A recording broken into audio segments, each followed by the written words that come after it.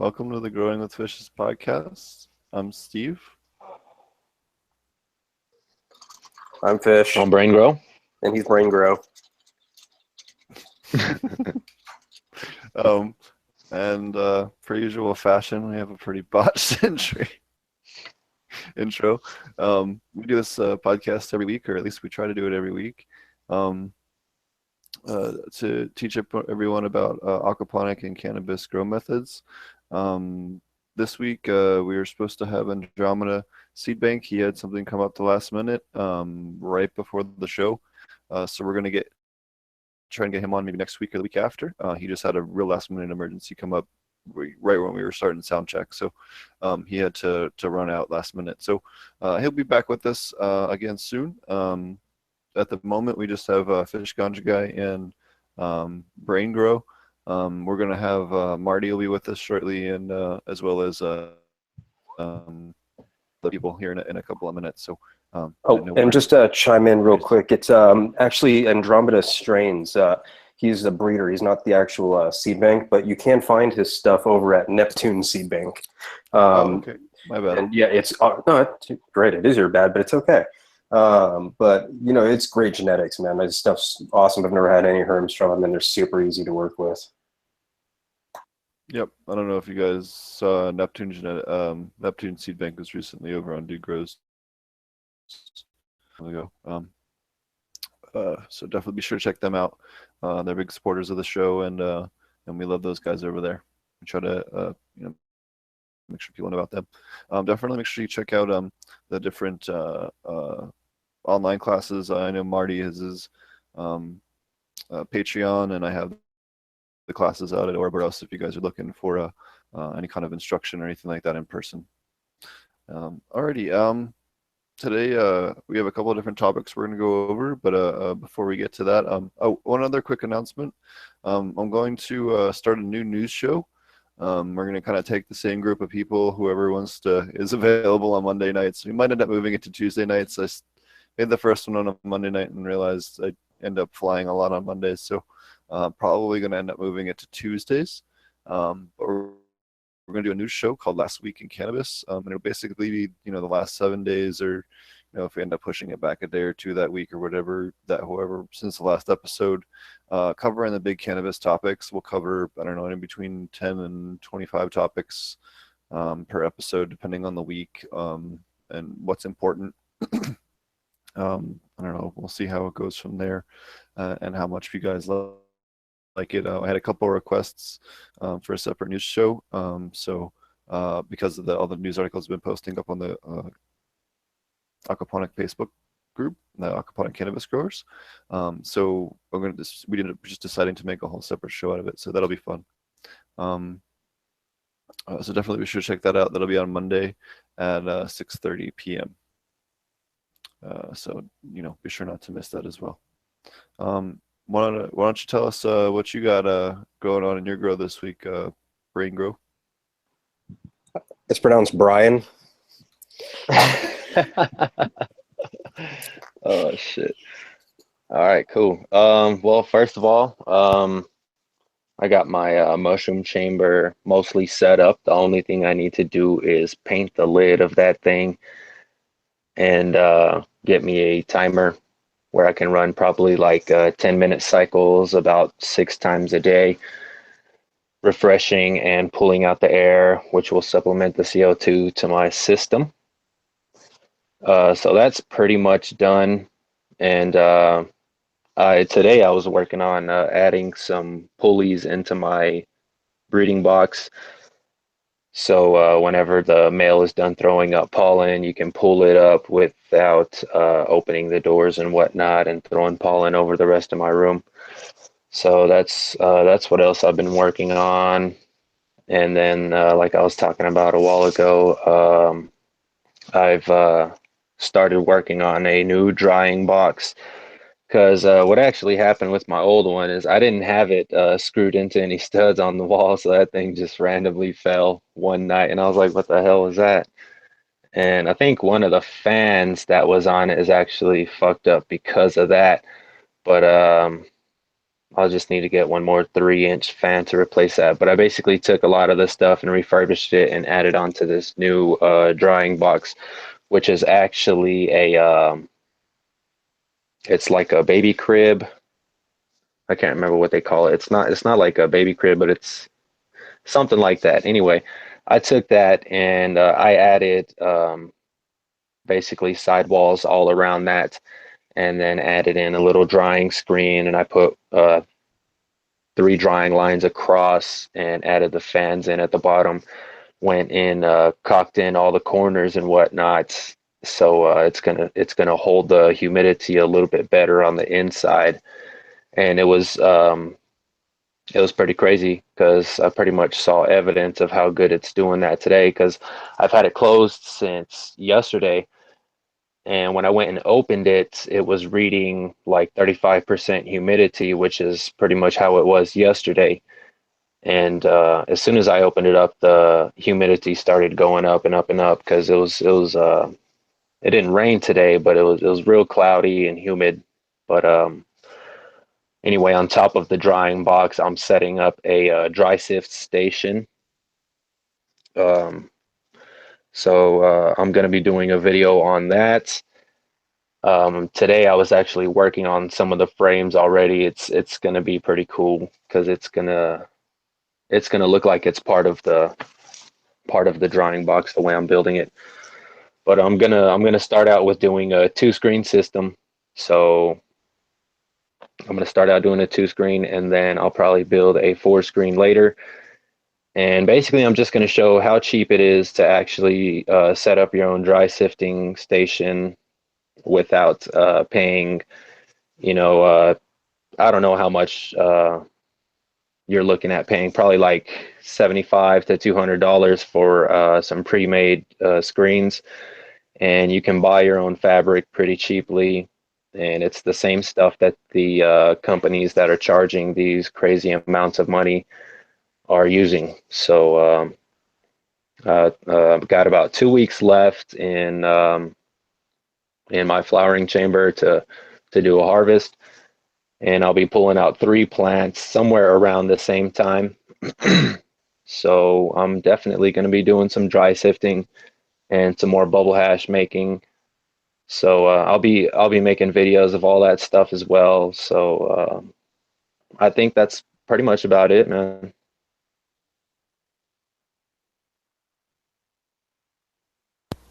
Alrighty. Have you run into any problems or anything lately with your grow, or? No, not really. It's been pretty consistent. Everything's been pretty consistent. In my new breeding chambers, it's doing pretty well too. I got a couple of little cucumbers in there growing just to help out with the nitrate level. I've just been adding in fresh rainwater.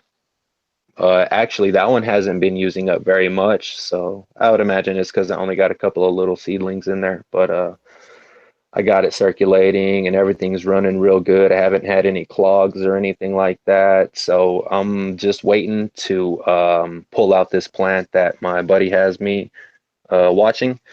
And the harvest day for that is going to be around June 10th. So as soon as I pull that one out of there, probably going to stick some plants in there, and we'll see how it goes. Awesome. What about you, fish ganja guy? What do you got going on? Yeah, I'm not doing anything lately. What do you got going on, Steve? No, nothing really is going on. Just more of the usual. Just taking care of the garden. I'm in week 2 of flush. Got about a week left to go, and everything's looking fantastic in the side by side. Everybody's nice and terpy. Just need to get through trim hell and let them cure, so I can get a couple samples down to the lab and see what side did better on the terpene production and the potencies. But yeah, plants are happy, fish are happy. As far as what else is going on, I decided I'm going to change up one thing in my rotation that I'm going to be doing in the next few months, just so that way I have sativa to enter into the Dude Grows Cup next year. I'm going to be breaking out my Durban poison seeds. I was going to keep them in the vault for a little while longer, but I said I've got to bring out the big guns.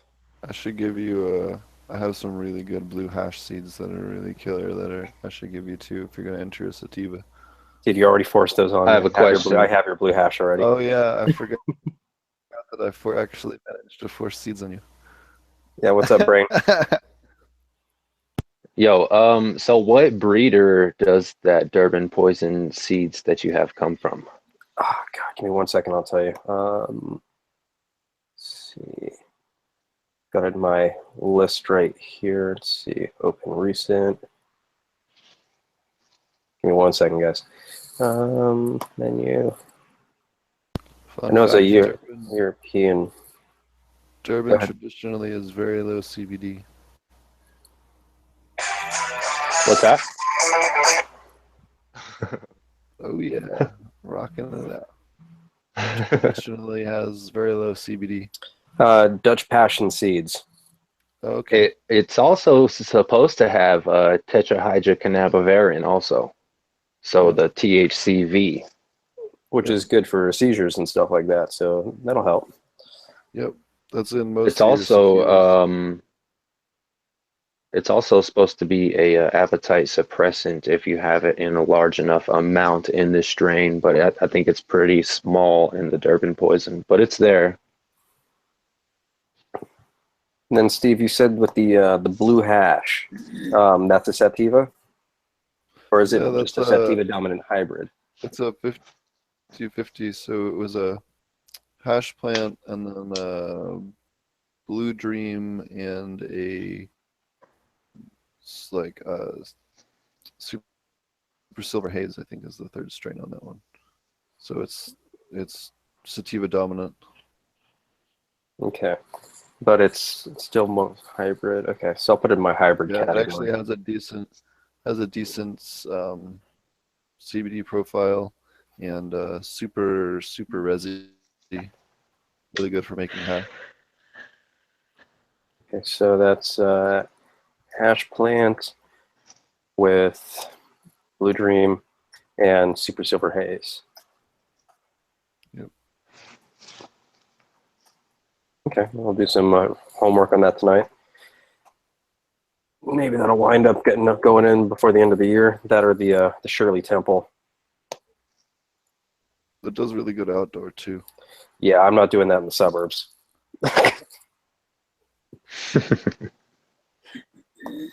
Good to know, though.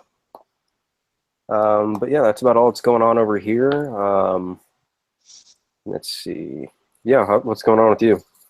Any big moves happening in the future? Yeah. I think I'm gonna end up moving to San Francisco here in the next couple of weeks. I'm not sure on the date, but there's multiple different projects I'll be working on up there that nice. I can't announce yet, but you guys will see soon. It'll be pretty dope. So, yeah, we have I'll know a lot more by the end of this month as far as that goes, and as far as permits and licenses go and stuff like that. And then I'll have an announcement once that happens, because before then, if I say anything before then, I'll just jinx. But yeah, once all that goes through, yeah, it looks like I'll be moving up to San Francisco here shortly. Thanks, man. And then I see we got Malik Spider in chat. Let me see if I can talk him into joining us on the video. Yeah, he was a great guest last week. He was a great guest. Malik, you are a great guest. You should come on. Come on. Oh, he says he's just going to hang in the chat tonight, but he's sharing the link. Thanks. Hey, Ponics, it's 40 grams of langbonite per 100 gallons. Fish ganja guy, what did I tell you for langbonite the other day when you asked me? Do I have to do this again? I'll forget my stuff out. So 40 grams of langbonite. That sounds about right. Seems a little high. Well, maybe you should check. 40 grams? Well, no, that's not true, because Epsom salt's always always feels like it's obscenely high when you dose it right. I think Maybe you should just keep. Did you ever get that dosage calculator really put on your other Hold on. computer? No, I've never copied it off my laptop. Hold on, let me move my keyboard. So, I was jamming out the other day, and I'm like in music setup mode. Give me 2 minutes. Slacker. I'll get you the answer. Anyways, yourselves. Pick a topic. Okay. So I was actually going to ask you, Steve. I like how it says talk Do you amongst not have- ourselves, and we delegate it back to him as soon as we give him the opportunity. Okay, well, fuck it. I'll ask you then. That's Fish, fine. do you? That's fine. All it is Do you? we'll talk. Okay, so I see you're rather enthusiastic about bubble hash, and we were talking a little bit about dry sift earlier. But have you ever Yes. tried dry sift yourself, like some Yes. good quality dry sift? Yep. No. And I've even done the whole static cling to do just the full melt and all. To do the purification process? Yep. You can also, there's a company out there that has a little electrified plate that you can use, that you plug it in and it electrifies it, and then you can just hold it right over it and it just kind of sucks them up. It's kind of cool. Wow. I forget what the company is called. Pretty hardcore. Yeah. Colorado has got a lot of the different stuff down pretty ridiculously. Coming out with all that tech. Just for mass production stuff, yeah.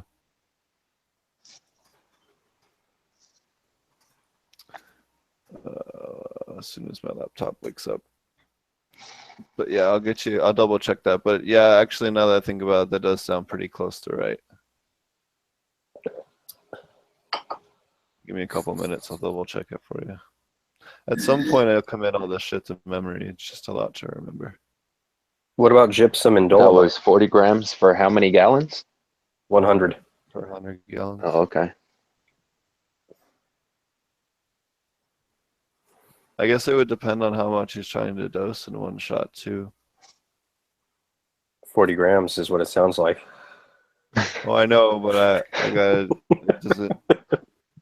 That translates into more things that matters.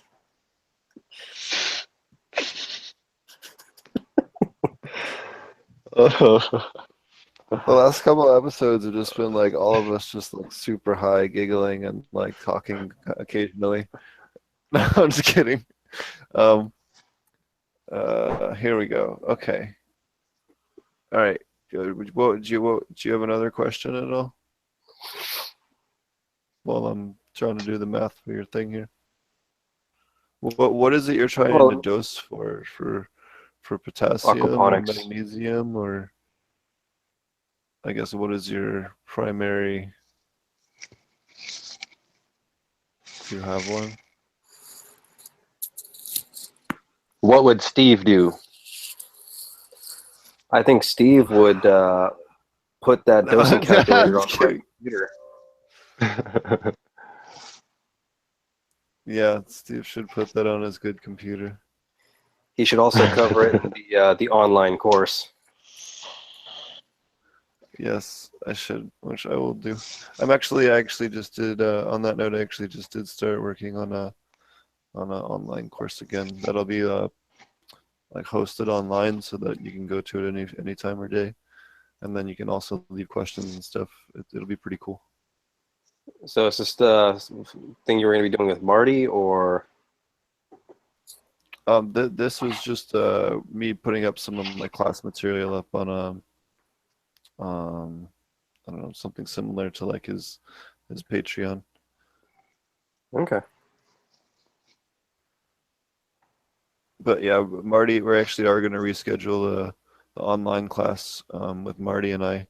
For those that want to take the class with both of us live, we're just going to give Marty a couple of weeks to deal with the new Munchkin and all. You know, it takes him a couple of weeks to get adjusted. Yeah, no, I can understand that. So, What were some of the other topics I had? I think you wanted to talk about edibles, which I have no experience baking. Yes, so There you tell us go. about the edibles that you've made, Fish Concha guy.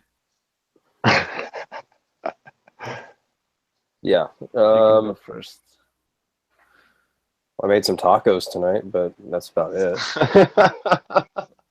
Oh, so funny story. Back a couple months ago, I made a big batch of weed infused rice, and nobody realized it.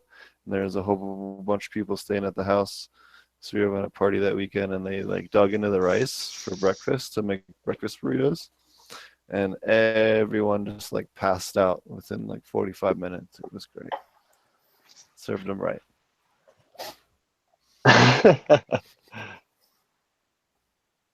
Anyways, go ahead. Yeah, I've actually had some crazy stories just from like people eating some of the edibles that I've made. Like I've had one guy say that he was high for like 24 hours straight, and then I've had this other girl say that she didn't feel anything the night that she took it, but whenever she woke up, she was super high, and throughout the day at work, she was high. So that was the craziest one that I've heard. I was like, wow, that's crazy. But I made suckers. I've made I don't know if you know what cake pops are. Cake pops are pretty cool. They're fucking delicious as well. I've made cake pops with the cake infused with cannabis, as well as the outer. It's like what I use is actual cocoa butter, like food grade cocoa butter, and with that you can actually make some really awesome chocolate.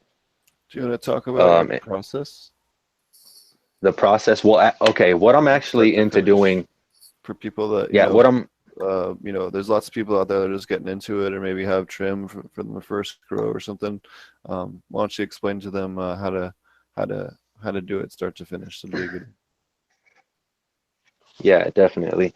Well, it also depends on what I'm making for what process that I'm using, but what I'm definitely finding is very easy doing right now is I'll take whatever amount of trim. Mostly I'm using trim right now, but I'll take my trim and I'll go ahead and stick that in a mason jar with Everclear or whatever type of grain alcohol that you can get around you, because I think Everclear is actually illegal in some states, if I'm not mistaken. But Everclear works really awesome to get like every bit of cannabinoids extracted off of your material as possible. And then I'll just take that and what some people will do is they'll use a rice cooker for this part. But what I do is I'll just put it in a double boiling. Just put the mason jar, or I'll strain it out into another mason jar with a screen, and then I'll strain it with a coffee filter, and then I'll take that liquid, which is the extracted cannabinoids. After you run it through the coffee filter, you're basically getting rid of all of the remaining fats and lipids and waxes and stuff like that.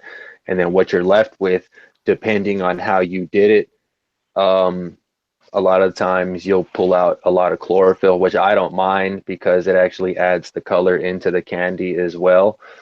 But if you don't want to pull out the chlorophyll, I've never tried it this way, but what I've heard you can do is you can actually just do like a really cold extraction, like from start to finish.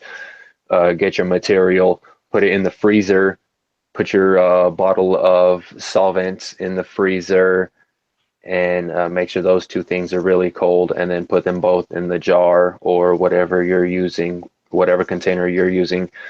Put them in there and do the extraction in the freezer over however amount of time you want to do it, or what a lot of people will do. And what I will actually do also is I'll just shake the jar up and just do it real good for like 10, 15 minutes. And I won't even mess with the finished material after that because it really just doesn't have anything left in it in my experiences. But after that, then you can take that, and after you boil off all of the alcohol, then I will actually leave a little bit of alcohol just so you can keep the cannabinoids and the oils suspended in the liquid, and you can then simply add that to whatever you're making, or you can boil off all of the alcohol and then add in your butter or your coconut oil or whatever you're doing. But to make candy, you definitely need to just basically leave a very small amount of alcohol, because I've actually left too much alcohol in it at one time. And what you're doing is you're waiting for the candy to come up to 300 to 310 degrees Fahrenheit, and then you add in your extract.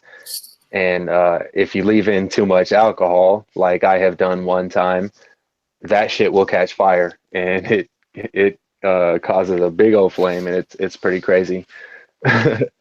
But yeah, you definitely you want to leave a little bit of alcohol, just enough to keep your oil suspended, and then you can basically do that same process, or you can add it in.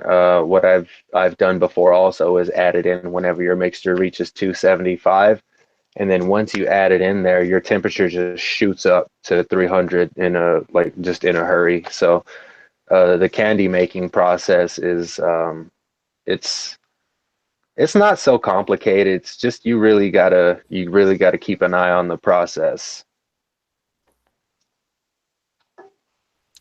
So if you're trying to prevent the chlorophyll from um, coming out, what I've found works good is uh, taking it and putting it in the like a bowl, and then putting your cannabis in the bowl, like a big giant salad bowl, and then taking dry ice, either the pellets or shatter a block of ice, put that on top of that, and then pour your alcohol in there, a little boil, and then you can do like a cold boil, super cold boil with the alcohol. So I found that works. Oh, okay, cool. I'm gonna have to try that out, because I've just going through my Instagram, I've seen some actual shatter that people have made using ethanol extraction, and that shit just looks Mm-hmm. so. I mean, without just completely devoid of any chlorophyll, just straight cannabinoids. It just looks amazing. Yeah, absolutely. Um, although I'm not gonna lie, I've never had anything as good or as smooth as the dabs I've been making with the bubble hash. It's just so smooth. Yeah, I really want to invest in a pretty badass rosin press pretty soon, or buy the equipment to make my own, because I've been wanting to do rosin pressing for a long time.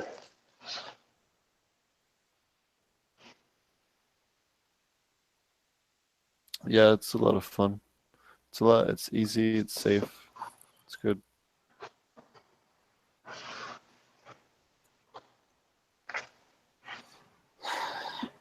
Can you hear me? Yeah. Yeah, we can hear you. Okay. But do you have any other anything else that you made, or any other tips or tricks for people for edibles? And then I'll talk about some of my stuff as far as that goes. I think for edibles, I think for the most part, people just probably overthink it, and that's what I feel like I was doing when I started doing it. Because when I started doing it, I was using like coconut oil extraction, just doing it like over 8 hours or something like that at a really low heat. And like one thing that I started doing is I'll actually just blend up all of the cannabis with the coconut oil while it's really hot, and I will just leave it in there like that, and then just decarboxylate it beforehand. Which whenever you decarboxylate it, I don't know if everybody knows what that means, but you're basically just getting rid of the extra carbon molecule and activating the cannabis to be eaten. But Isn't it also yeah, converting a lot of just don't overthink it is what I would say. THC? What's that? Isn't it also converting a lot of the THCA to the usable form of THC? Right. That's what I was meaning. I feel you. I feel you.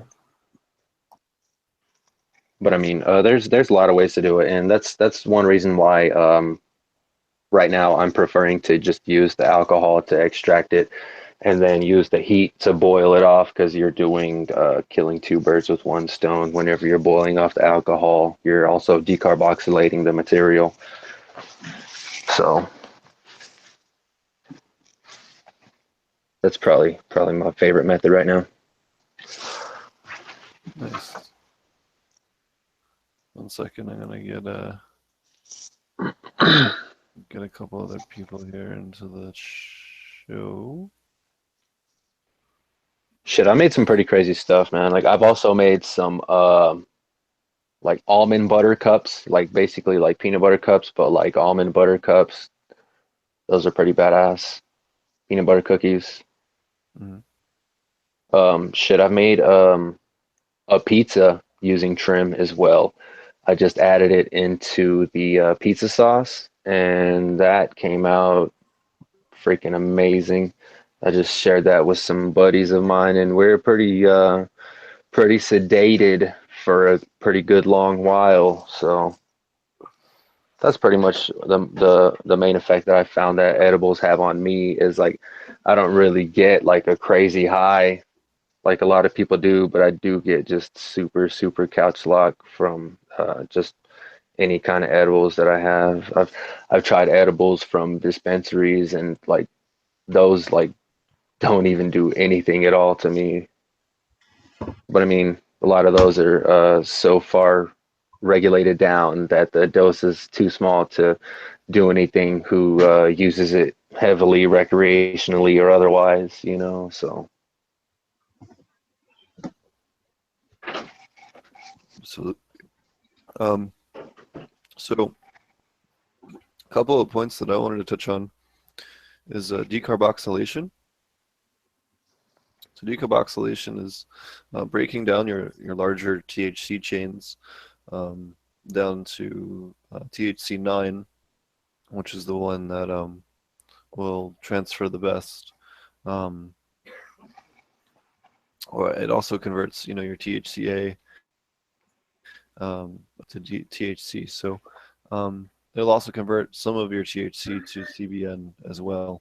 But the best way to do it is take your trim, grind it all up, or at least pick it off the stems or spread it out as as thin as you can on a cookie sheet, and then put it in the oven for 200, between 215 and 220 degrees for about 45 minutes, and usually that'll decarboxylate it, and you'll notice a big difference. I mean, you'll get a 15 to 30% increase in potency from your edibles when you do that. Then you take all that trim and then either put it in a double boiler with alcohol. If you're going to do tincture, put it in the top half of the double boiler. Cook it down.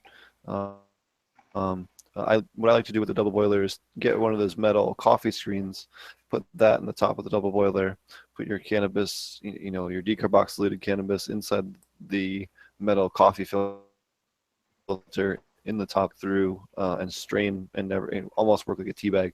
It works a lot better to separate, and then once it gets down pretty low, just make sure you're well ventilated. Make sure your fans are going in your kitchen. You don't want to cook off a bunch of alcohol in your kitchen, and then Somebody's getting some feedback here. Yo, Coyote, you're getting a lot of feedback, bro. Just fixed it. Okay, cool. Cool. And then lost my train of thought. What did I say? I was talking about making Making sure your pans are going. I think you're talking about. Oh yeah, making sure your fans are going in your kitchen, because when you're cooking off alcohol to make tincture, the alcohol vapor is definitely not something you want. Definitely don't do it in a sealed up room on a hot day or something like that, and smoke a joint while you're doing it. You'll have a bad day. You also have a new haircut, so. And you'll end up in jail probably. Yeah, well, I guess it depends how far in the boonies you live. We actually have a question in chat from somebody called King of Here. Maybe you want to field that one? Sure. Are there dangerous chemicals on marijuana buds? It entirely depends on who processes it. There are some companies out there that are using questionable cannabis pesticides. Avid, Guardian. Avid, Guardian, Eagle 20. Those are toxic. And the other thing is that only a handful of states have really set up their stuff. They all to account, like Colorado and Oregon have to account for concentration. So if you take, some buds and you turn it into something like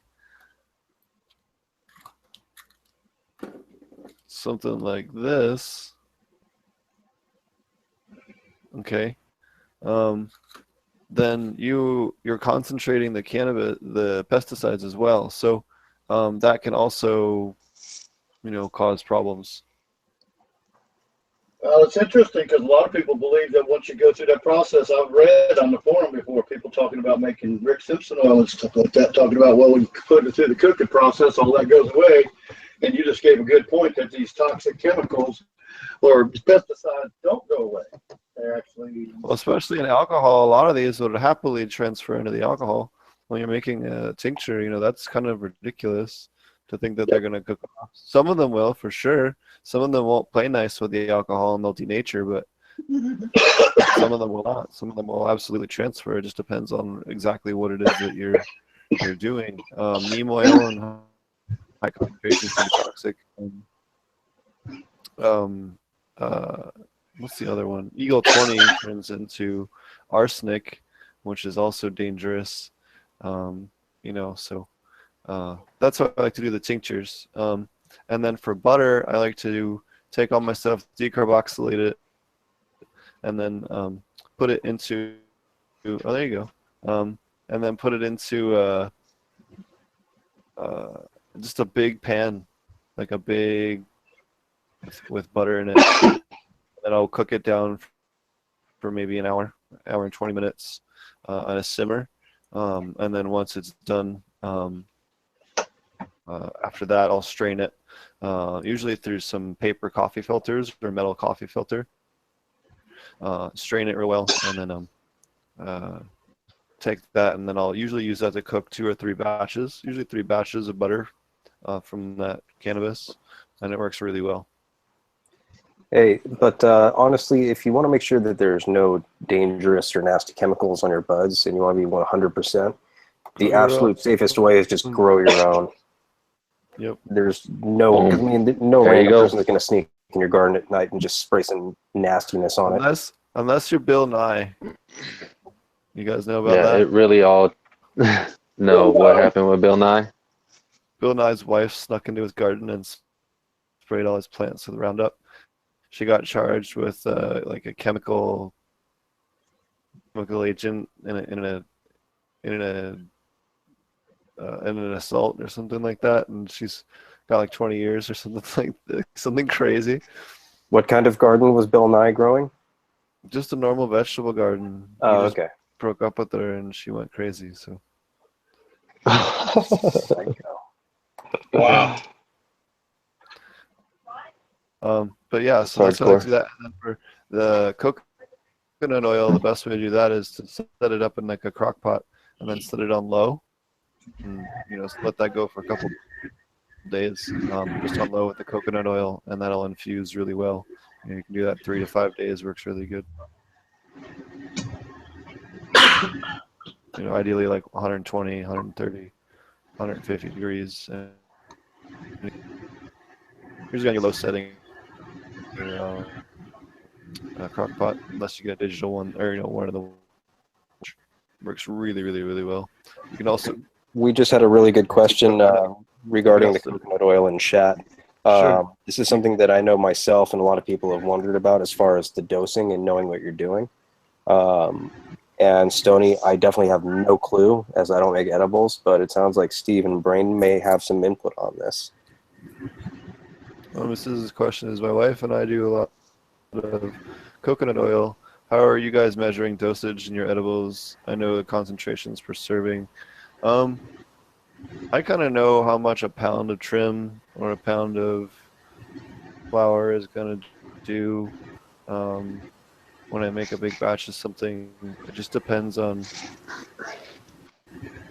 what, I don't know. I'm used to just making huge amounts, so times that I know my ratios are. I know I usually want to do about 2 ounces for 4 pounds of butter. That'll work just fine. If you just first two, I'm sorry, 2 ounces per pound. 4 sticks. Yeah, 4 sticks for 2 ounces. But is that also influenced by the potency of the strain that the trim came from, or? No, just we just do it for a little bit longer, and then that's all. But Okay. in general, I use trim run or fluffier stuff or popcorn bud. The larfy stuff at the bottom is definitely what you make it from. Thanks. In my opinion, I feel like if you really want to be able to titrate the dose accurately, you should probably use flour, Yep. And if you're looking for something as a pretty low dose, then you can probably start with like a half ounce per pound of butter, which I think actually, if I'm not mistaken, a pound of butter is 2 sticks, because no, that's right, you're right. A pound is 4 sticks, but yeah, like a half ounce per pound is what I would start out with if you're looking for something real low, because that'll give you, let's see, half ounce, 14 grams. You're looking at somewhere between like 2,000 to 2,500 total milligrams. Divide that by like 4 sticks of butter, and you're looking at like 500 to 600 milligrams per stick. So, and it also depends on the potency of your flour. If you're able to know exactly what the THC percentage and all that stuff is, then that helps you calculate the dosage that much more accurately. If anybody's wondering, we are actually very scientific about how we go about this, seeing as how we're using sticks of butter as a unit of measurement. I just want to break that out there. Yeah. Throw a pound in. Well, and like ounces of butter, and you're good. Just use like a fistful of butter. Just get a handful. Yeah, you just fill your crock pot, 2/3 of the way up with butter. Fill it up with weed until it's almost to the top. Put the top on, just let that rip. No, I'm just kidding. I mean, you can do that, but very scientific. Yeah. Butter, oil, tinctures, coconut butter. It's another good one you can do if you want something for a topical. Nice. So, what we just had Coyote Grow join us. What have you got going on? Hey, how's it going? I'm just sitting in my tent right now. I don't know if was talking to you on Facebook on the Cannabis Growers group, and I had that algae bloom.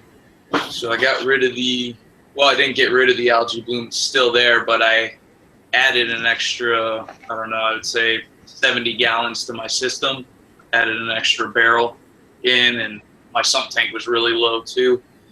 And then kind of just reworked the entire garden, and so I'm still trying to work out the kinks right now.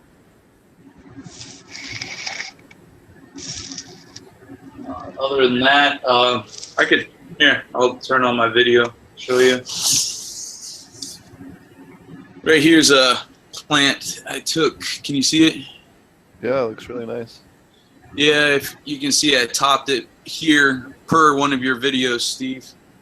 I don't know, it was just a topping video. I clicked on it, it was on my feed, and I was like, I'm going to go do that to that plant. So it seems to be working out. This was a bag seed from a pretty experienced grower, but I don't know what the strain was called.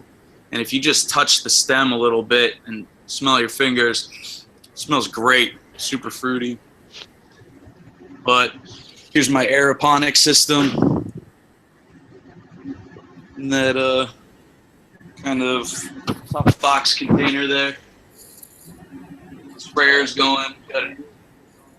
This one's been thriving really well. I'm about to take clones from her and set up, kind of let the other plant that was sitting next to it catch up in growth, and then probably flower it out in about a month or two.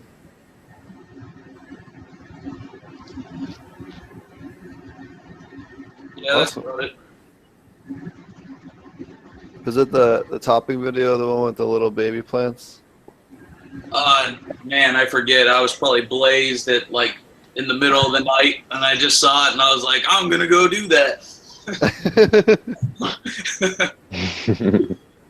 I think that's how I shot that video. Yeah, right. Got motivated at like 1 a.m. Yeah. I finished my 3rd beer. Time to make a video. Yeah, right. All right. Actually, maybe you guys can share maybe a little advice here. I've got these hydro buckets all hooked up.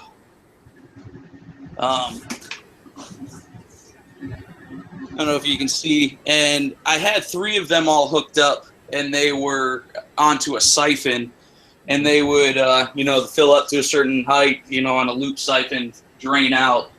And then I was trying to get that to drain into my aero tank, which was working pretty well. But since I added the extra water, it's it's too much for the system.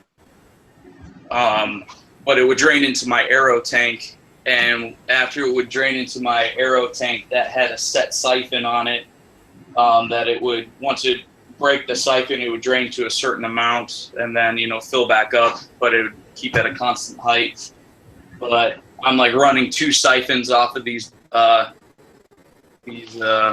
hydro buckets, and I don't think it's enough. I think I need to go to a giant grow bed finally.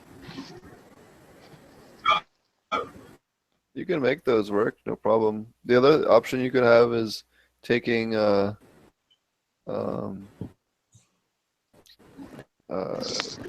taking a sump and then running another trash can or another something else that holds the water volume to it to make this, get a couple extra gallons out of it, or act maybe as an in-between manifold between that and and your sump, as long as it was the same height. Could buy you that couple extra gallons you need. Okay. Yeah, I'll do a little more research. I'll take a better video and post it on Facebook. Maybe you can give me once you see the whole setup. I drilled out all the buckets too. I put in like three-quarter inch tubing and put it on both sides of the buckets as well, just to get the flow going through. But I'm using a single pump, and I think that I just can't get that flow right for it to completely go out. But I'm sure I'm missing up on the fundamentals right now of siphoning, so I probably got to go review that. That's all right. Loop siphons work good too. Yeah. Bell siphons can be a little less finicky, but if I was running the setup that you have, I would probably just do overflows, sockets that run to an overflow pipe and set it up on a timer-based system, the way that you have it set up. Okay. Yeah. That's going to work better for you. Just the way that you have the room laid out and the plumbing that you have, you might end up having to add a little bit more plumbing. Okay. Right, that drain, but you know, if you put a drain at the max height that you want that thing to flood at, you know, running down to a main, even, you know, a 2-inch pipe that they all run to 1 2-inch pipe, you know, run that back to your sump or something like that. You know, that would work just fine as well. As long, it just, I guess, it would also depend on your height as well. But yeah, no, I think I could do a constant height on a timer thing. I mean, I had them on timers before, and when I got the 3 buckets to work on a siphon, I just kind of, I guess, got tunnel vision and thought that was the only way. Well, it's good, but they're better because the timer is something else than mechanical that can fail. So you double your chances of something going wrong by using a timer. Yeah. That's why using a bell siphon or a loop siphon is better when you can. But for the way that you have your setup, you know, it just be, you know, just make sure you're checking that thing regularly and repeat. Yeah, definitely the fewer fail points you have around, the better. Yeah. Like, just look at me. I've got like 8 different timers going, so I'm always stressed out. Yep. I got a shitload of timers in my room too. This is why when I do anytime I do bigger grow or my own personal grows, I put little tape, yellow or white masking tape on all the cords so that what it goes to, and then on all the outlets, you know, I have what it is, and then I try to always put a sub panel in whenever I have it all labeled, because then if something goes weird with the electrical, because you have a fire or not know what equipment's going on or how to troubleshoot what's going on, or, you know, if usually what happens is you're not home and someone else is caring for your grow because you're on vacation, and some shit happens and they don't know which one to shut off, so they shut off the whole thing and then everything dies, or, you know, just stupid shit like that. So. Yep.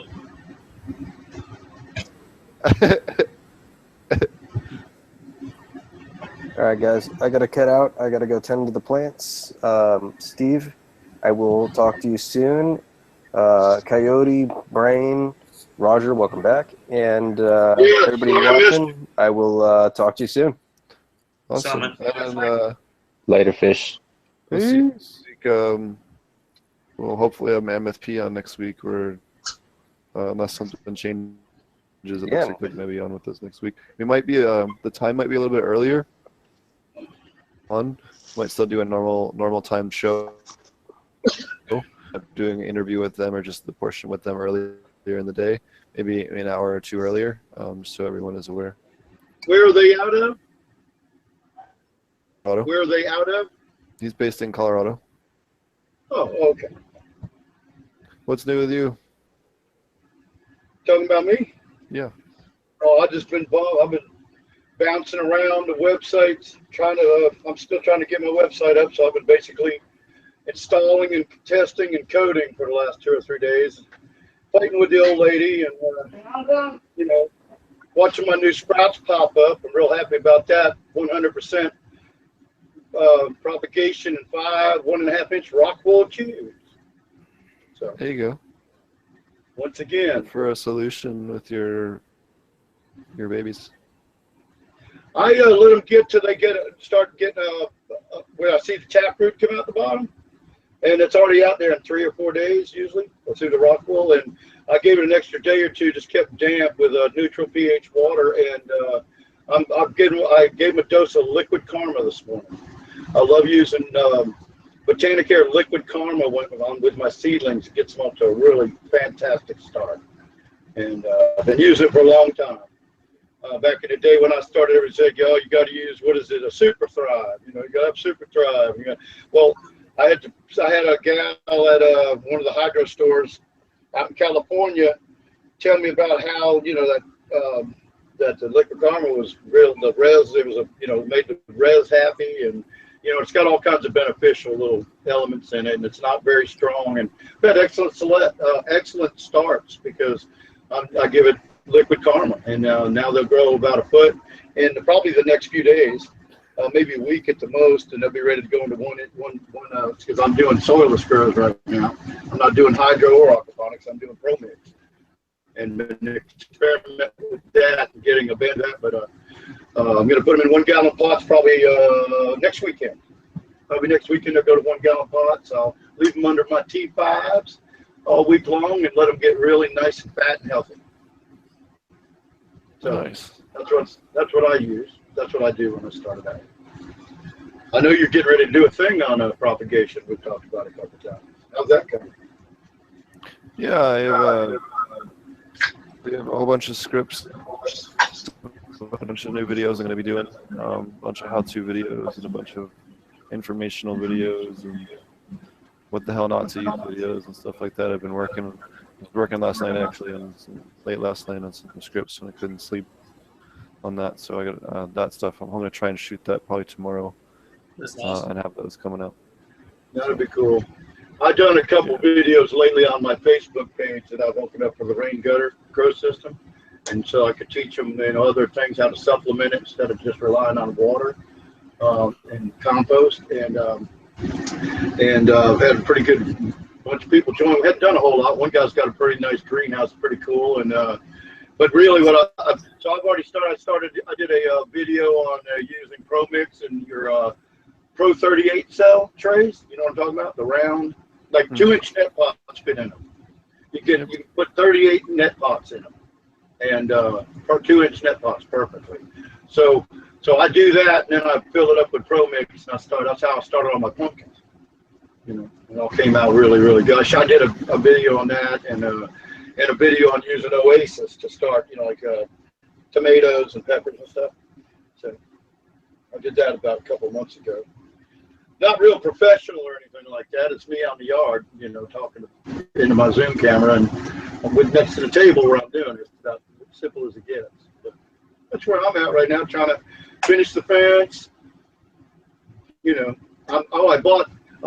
what? I bought, in the spirit of maybe having an aquaponic, thing going on out there, which mine will be vegetables because I'm not in a legal state where I can do this. But we've talked to a lot of my ideas about using aquaponics in a big way, in a pool and stuff. Well, I bought 2 hoop benders the other day. So as soon as they get here, I'll be able to take 1 3/8 top rail fencing, and in a few hours have a 12, a 16, or a 20-foot wide hoop house as long as I want. I can build it in 10-foot sections.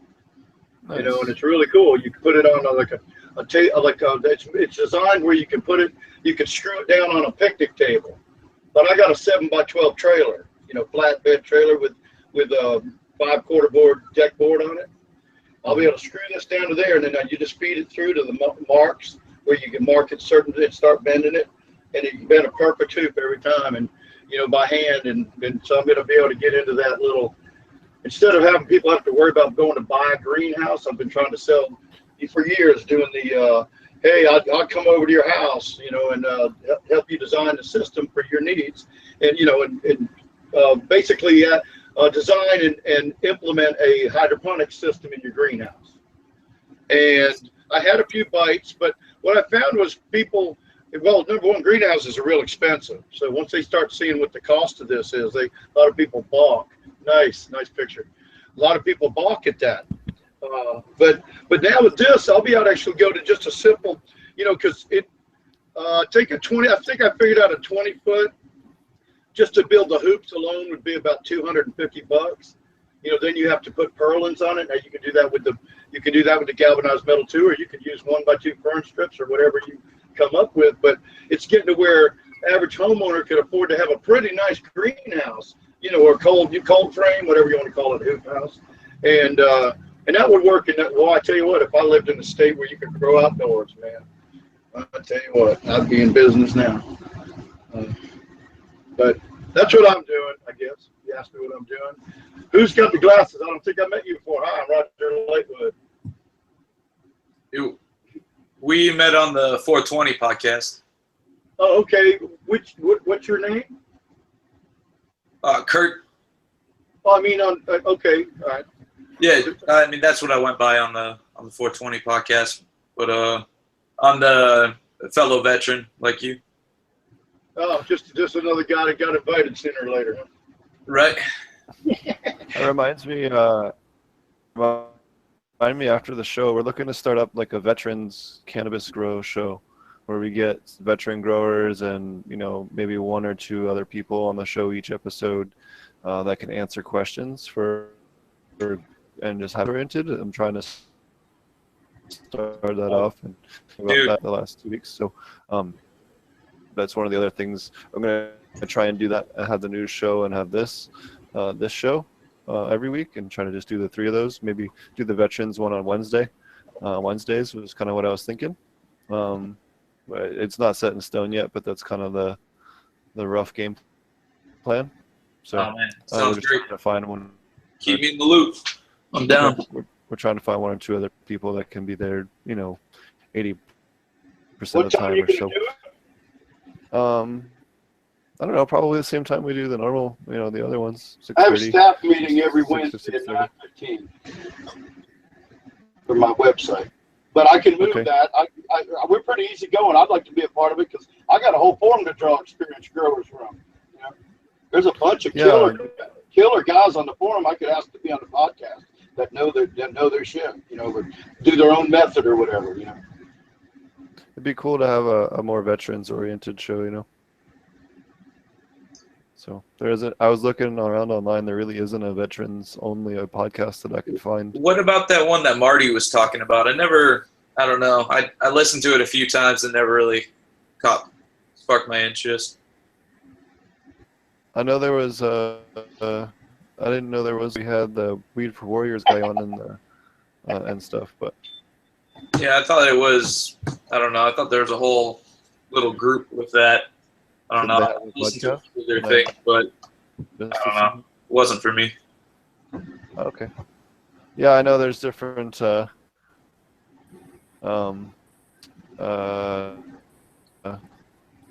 lean more towards Weed for Warriors, some are more for Grow for Vets, some don't like either one and kind of do their own thing. I know there's one or two other organizations out there now and help them.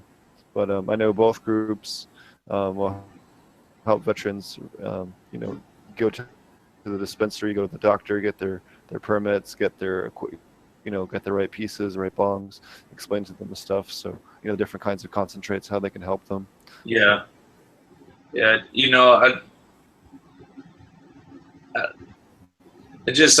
Altogether, I guess with cannabis, I just, with the American Legion reaching out, wanting to decriminalize and, deschedule, it was something that just helps. I'm just passionate about it, I guess. It just kind of gets me a little emotional, that our government keeps this away from, from people who need it, and it's not a big deal.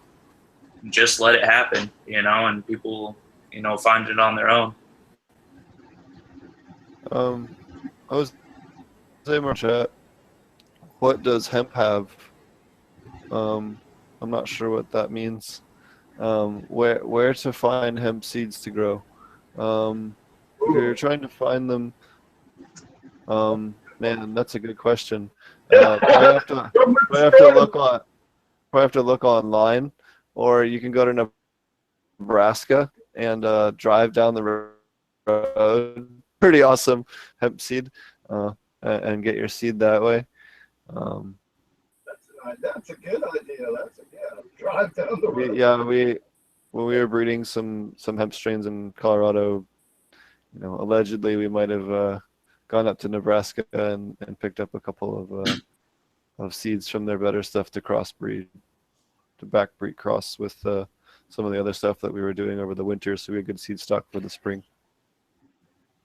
And just run it all indoor over the winter just to make your seed stock, and then you gotta, I don't know, it worked out well. We're able to really improve the cold tolerance of it. I don't know if you guys are aware, but there's still a lot of wild hemp that grows in certain parts of the country from back when, it was just never fully eradicated, from back when they grew it in the 30s and stuff like that.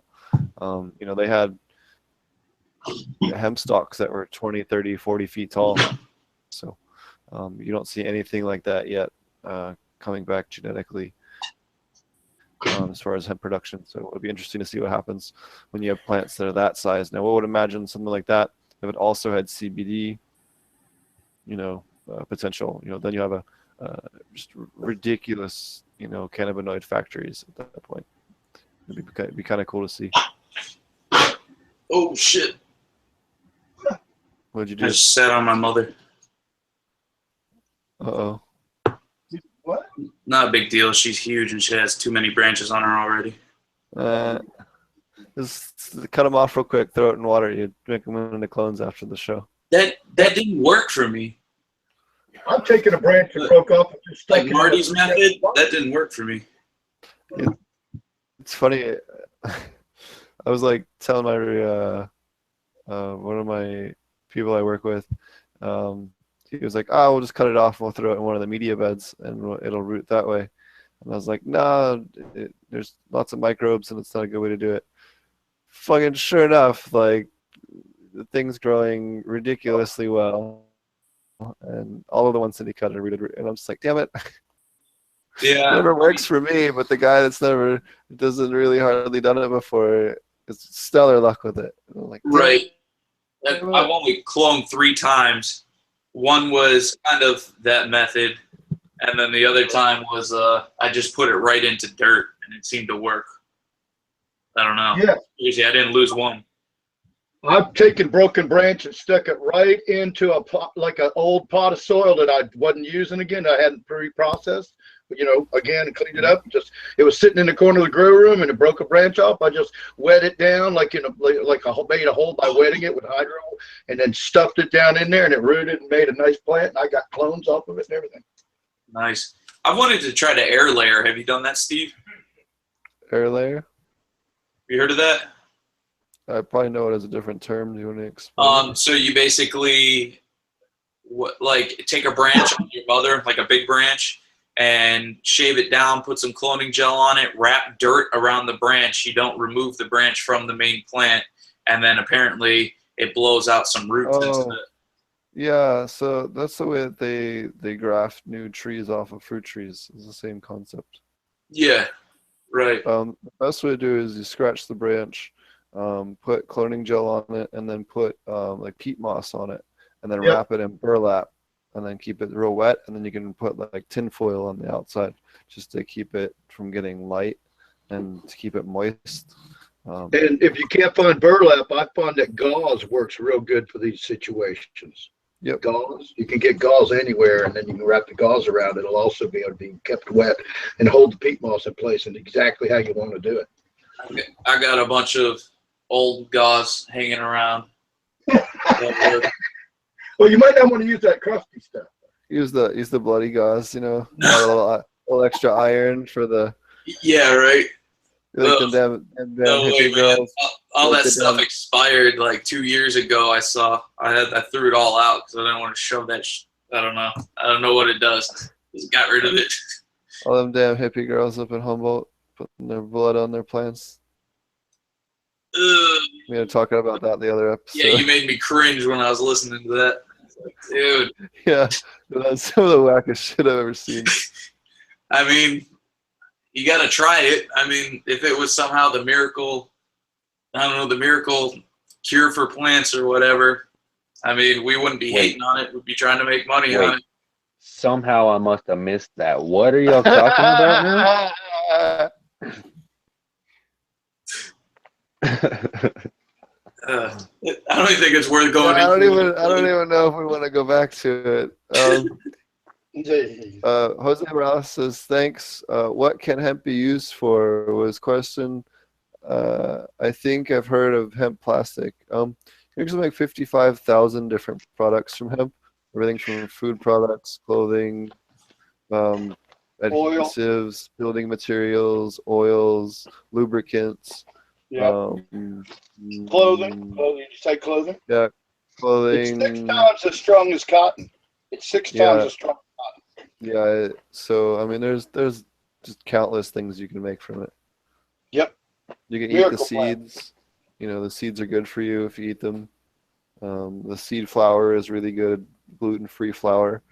Um, I had some hemp protein that expired that I was just taking as a supplement, and now I just feed that to my dubia roaches. They love that stuff. Hell yeah, dubia roaches are great. I'm glad Yeah. you're talking about dubia roaches and hissing cockroaches are great for fish food. Yeah. So how do you Super, super prepare them? easy. Because my Oh, fish aren't big enough to take them whole. So what I do is I just put them in a big ass Ziploc, and then well, Freeze 'em? I have them in a big container, but I'll pull up just a paper towel roll, that has them in it, shake them down, and then if there's lots of adults in them, you can kind of separate them in the bag with your thumbs. I think it's easy to explain. It's not very hard in the plastic bag. And then you can kind of pop the adults back in and take the babies and feed them off if you want that way. But what I do is once I separate them, I close the Ziploc, throw it in the freezer for usually like half an hour, and it kills them all. And then I feed them to them so they're not running around the grow. Right. All right. I got They'll the eat, dubias. they'll eat everything. They'll eat your root balls. They'll eat the leaves. And their waste is really good as compost. When you do clean them out, what I suggest is cleaning them out outside, because when you clean them out, there will be some eggs that you miss. When you take the compost, take it all, put it in like a bag, and throw it in your freezer and freeze it. So you kill all the eggs, and then you can take it and use it as compost and mix it in as an amendment. But it's super high in phosphorus, super high in calcium. It's a really, really good, like it's like a supercharged bat guano. It's a really, really good material to work with as far as their guano as well. I just threw it on some of my seedlings and my dual root zone on my arrow tanks. Yeah, I used a lot of it, and they produce a lot too, which is pretty awesome. Did you mean their waste is full of calcium? Yep. You can also just grind them up and use them as a fertilizer too. Yeah, no, the dead ones. Yeah, they just get ground up with their Oh, waste. you actually have dead ones? Oh, my colonies have always been so big they just immediately eat them. So, yeah, I mean, but you I can don't take know. Like scraps I from the had. yard. You can take, I usually take whatever's left over in the fridge if it's not meat and toss it in there. If it's starting to go bad, just feed it to them. I don't know how you have yours in the container, but what I always do is have them in a fish tank, usually like a taller fish tank, maybe something like a 30-gallon or a 29-gallon, and just put or you can, obviously something bigger is fine. If you're in a cold climate, put them in like a top-loading freezer, and then put them in just an aquarium, like a 2-inch band of Vaseline, and if it's and that'll keep them in. And then I put a couple of heating pads underneath, and then when I do the big batches in the freezers, we'll get some reptile heating pads, throw them in the bottom, and then put Vaseline, like a 4-inch band of Vaseline across the top of the freezer, and we'll have 40,000 of them, 30,000 of them in there. Wow. Yeah, I got about 300 of them back in August last year, and they just started breeding probably 3 months ago. And the dubias, I believe, they give live birth. They're too cold. They're too cold right now? Yeah, so what I do is I keep all my roaches at 85 to 90, and they'll breed like gangbusters. Like you will, and the other cool thing is you can sell them. The other reason why you should think about breeding these is because you can sell them on Craigslist. A lot of people have bearded dragons, monitor lizards, exotic birds, all of them. Really? Oh yeah, and people will buy them for that for feed. Chickens. Can you spell that out in the? I'm sorry. Can you spell that out for us in the chat, like on the website? Exactly? I'm sorry to interrupt you. It's called a dubia roach, Dubia. Then the other one is the Madagascar hissing cockroaches. There's a couple of different types of Madagascar hissing cockroaches. There's a smaller one, kind of a smaller being a relative term. And then they have like a normal medium size, which is a decent size. And then they have these jumbo ones now that are enormous, that depending on the size of your fish and what kind of fish you're feeding, you get the size appropriate ones. But all of them breed pretty readily. Again, you can sell all of them back to the pet trade as well. and get additional income that way. Or feed your chickens. You know, if you got chickens, they love them, and they're really good, real high in calcium, real high in protein, real high in fat. Just a really well-rounded food. Yeah, I'm really trying to. Right now, I feel like, you know, I want to be self-sustaining, you know, and self-sustaining for the garden, things like that, and those, and you know, for the fish food and things like that. So I think I'm going to take it another year of not feeding them off too much and build up my colony more. Or maybe, like you said, I need to, you know, I just recently got, you know, within the last few months, got a stable environment. So that's probably why they started breeding on for me. But I fed off a lot of the males just to get the ratios correct. Yep. Yeah, if you have too many males, they'll fight and they'll usually start murdering each other. But they kind of solve the problem pretty quickly. It's crazy when when the hissing cockroaches would go into battle. You'll notice with the hissers especially, there'll be one king, there'll be one male that's larger than the rest.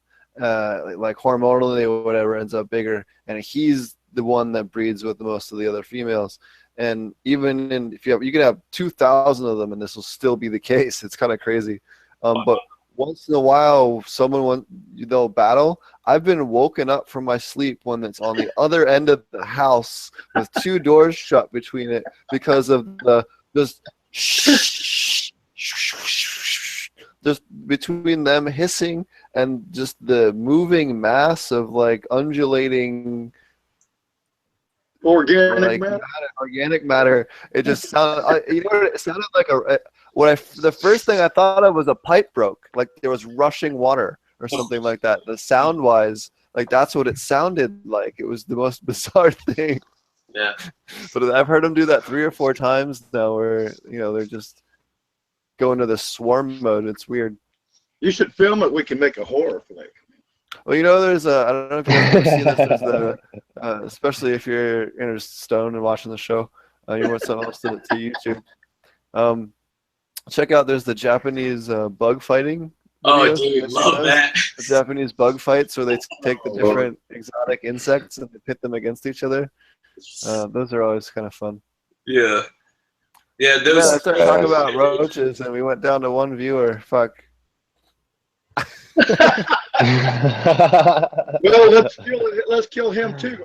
You know what I got out of that discussion about roaches? That very much is the same as the waste and the skeleton and everything. That I can't remember the fellow's name from Texas that had the aquaponics, the guest that was on a couple weeks ago, and he talked about he used crawfish, and the crawfish also were high in calcium and phosphorus. Yep. I picked that up when you were talking about that. Yep, they're both made of chitan. Their exoskeletons primarily like 80-some% chitan, which is chitan is, was it 68% or 72% calcium carbonate? So yeah, I love the bug. Okay. Tell the bugs. My crayfish traps, I haven't had much luck with them. I got to find some new creeks, or Alien said I got to get a new, try some different bait. Where are you located at? I'm in Washington. Oh, Washington, never mind. I was going to say, I had a lot of luck in, see if you can find a slightly warmer water trout lake or bass lake nearby. That's and that generally is what I've had good luck with. Yeah, I mean that's where I threw it in. I mean I don't know if the water's quite warm yet. I mean I don't know how the weather's been for you guys, but it just seemed like summer kicked off a week ago out here. I mean it hasn't been good weather. We're in the 90s. In SoCal, so. Oh yeah. And I'm in Carolinas, and we've been in the 90s. Yeah, it's either been raining or hot as hell. Yeah, we have rain and not rain. And it's been mostly not rain. Yeah. Depends on the side of the mountain you live on. A little cloudy today, but we have another question from chat. Jose Morales, what is a good soil mix for dual root zone? I find any rich soil mix. I like to include worm casings to make sure the plants have an early nitrogen source.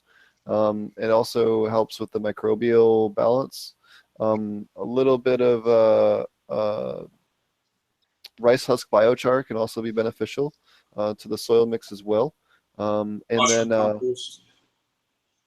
what was that? I'm sorry? Mushroom Yeah, compost. mushroom compost is another good one. I just picked if some you up. happen to have access to It's it. awesome. Plants are responding really well to it. Real cheap Oh, too. yeah. You can buy a big bag of mushroom compost for like $3. Well, I mean, you got to find some places that don't try to clink you. My place tried to. I called them. They're like $8 for a small bag, and I was like, all right, you know, it's the closest place. And then I got there, and she was like, $12. I'm like, no, you said 8. Yeah, my local guy does that to me. He knows what I want. I'll say, you still got Pro Mix in stock? And he goes, yeah. And I'll say, okay. He'll say $25, $26. I get down there, and every time it's, oh, I'm sorry, it's $35. Okay, well, I'll only buy 1 or 2 instead of 3 or 4. Okay. But yeah, I get the same thing here. That must be something to do with that ag industry or whatever. It's funny. We both had the same problem. They tell you one price on the phone, and you get down there and it's 30% more. Yeah. People flying by the seat of their pants. I kind of cut Steve off there. Steve, you're telling more soil amendments for dual root zone. Oh yeah, no worries. A little rock phosphate can help. A little dolomite can help as far as something that's like more time release, like slow release. And then making sure you have 30% ish, either peat or coco coir, to add a little bit of aeration to it. But plus minus, you can always fiddle with that. I probably do a slightly different mix every damn time. I'm always tinkering and twiddling with that. I have a similar mix each time, but depending on what I have laying around. The other things I think I would say that it's important is really important is making sure you have a microbial inoculant. Something like Recharge, or if you have one other one you prefer out there, use that as well. Or something like Mammoth P is really good to add in the beginning. And then any mycorrhizae inoculants you're thinking about adding, also very good to add in the beginning in that soil mix. Really getting them established early on is definitely going to dramatically improve the plant health. How does lime work in aquaponics, Steve? Entirely depends on what your definition of lime is. Okay, like dolomitic lime, like for instance, because you were just talking about mycorrhizae, and like I'm a big proponent of Pro Mix. I use it on my farm all the time, and now I'm doing my meds in it too, and I've had most excellent results. And it comes with it's got your mycorrhizae, it's peat moss, mycorrhizae, dolomitic lime, perlite, and vermiculite. Mm-hmm. So that's like whenever somebody says, how do I make a soil? I say, well, if I buy Pro Mix to start, and then add what you want, basically. Yeah. So I was just wondering. Other good base mixes I've used out there before is Fox Farm. I've used their Happy Frog and their Ocean Floor. Happy Frog for younger plants, and then Ocean Floor for repotting when they go into their bigger pots. You talk about Ocean Forest, or is there a Ocean floor? Forest, I'm sorry. Okay. I'm sorry, what was your there's another piece to your question there. Me? Yeah. The lime. Well, see, so if you're using Pro Mix for in this situation, I just wanted to make sure that lime wouldn't be detrimental to your fish. No. So dolomite will raise your pH a little bit, but that's about it. It adds calcium and magnesium. It's calcium magnesium carbonate, so it's kind of like your CalMag. Right. It's not super bioavailable, but it will be pretty quickly if you. It does dissolve well if it's especially in a powdered form. But using it in this dual layer zone that you guys do, it's not going to hurt the fish. Oh no! But I'm saying normally you would dose dolomite directly into the water column. Oh, okay. As pH for calcium. Okay, that's what the plants will uptake calcium better from the water column than if you put it into the soil zone. You'll also screw with the pH in that soil zone far more if you dose the calcium there, and you don't want to swing the pH around wildly there with the mycorrhizae and everything. They don't like it. So I've heard that on the show. If you pH, you need to do it very gently, very, very gently. Yeah. Or anything. anything, isn't that what I've learned on the show? Any changes you make to that water, it's very slowly and over time, not right now. You don't need it in 5 minutes. You need fish alive in 5 minutes, and you take your time getting to where you need to be, right? Yep. Hey, Good. Steve, have you, for a mineral, have you heard of using seawater?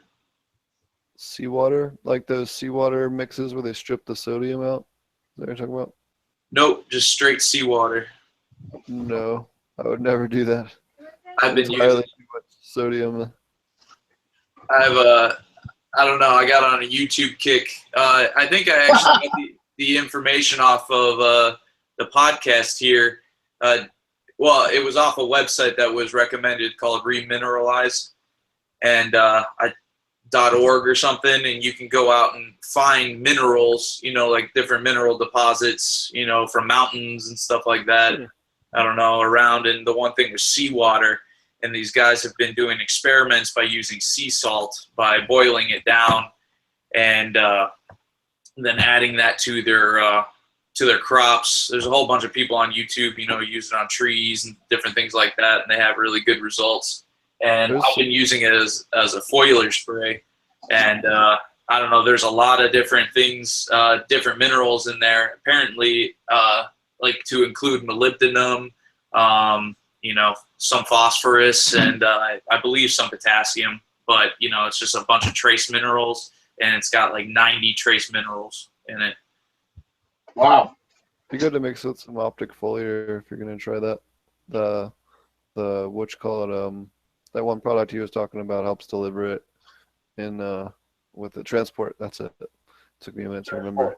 You know, you can combine with that. But yeah, I wouldn't add it to the reservoir, but you know, foliar spraying would be fine. There are some products out there that actually are seawater, just like you're talking about, but then they go ahead and separate the sodium.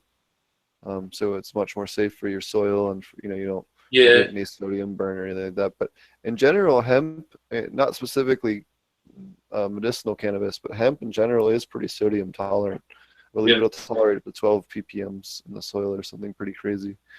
At least I remember reading an article about that. It was in an old article. But and two, if you look up some Korean natural farming, they use fermented seawater as well, and they're not concerned about the sodium in it. Huh. Yeah, so I mean, it was actually developed by Maynard Murray or something like that, and he was a war doctor, I believe, in World War I or possibly II, but he ended up keeping some sailors and soldiers alive when they ran out of blood and the IV bags, the fluids, they ran out of that, so they started using seawater through an IV intravenously, and apparently seawater has all the minerals in the same concentrations that human blood does, or that healthy human blood does. So he kept soldiers alive by injecting seawater into their veins when they were lost blood. Because he didn't have saline solution. No, that's exactly. They ran out of saline, so he just went over the side of the ship, picked up some water, put it in the boys, kept them alive, and then he went on to use it on his farm, and he did a bunch of research, and he would have it trucked in from the Atlantic like a mile off the coast, and apparently that's where Maynard Murray said the best seawater is. And then if you look at the Korean natural farming, they say the best seawater is brackish water, because those microbes that are in that seawater will be tolerant into your soil as well. And I've got brackish water about 3 miles away. Well, there we go, mate. See, what y'all don't know, I don't talk about much because it's crazy. You know, y'all think I'm crazy, but I mean, you know that one of my things, I want to do the saltwater aquaponic thing and grow different stuff. Like I want to do the pistachio nuts and stuff like that with and somebody else, I read something the other day where somebody was talking about a saltwater. It ticks me off when I have an idea and I don't really implement it at all. And then some guy, all of a sudden there's a freaking national news story on Yahoo or somewhere about some guy doing saltwater aquaponics. You know, I think that was in Australia or the Middle East or something. No, but I liked it. Somebody's doing it. I think I found 3 or 4 crops that are edible. I forget what they were. Well, pistachio nuts are grown in that kind of water. They're, you know, like in tidal basins kind of thing.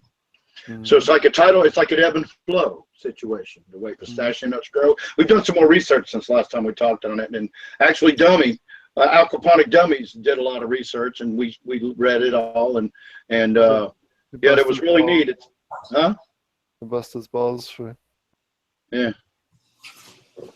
I try to get him. He's still going through some stuff. He's sorry he can't be here.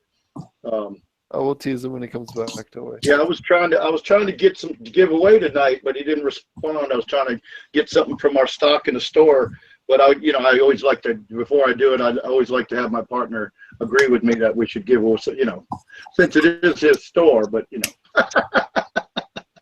Give away all of his stuff while he's gone. Shh.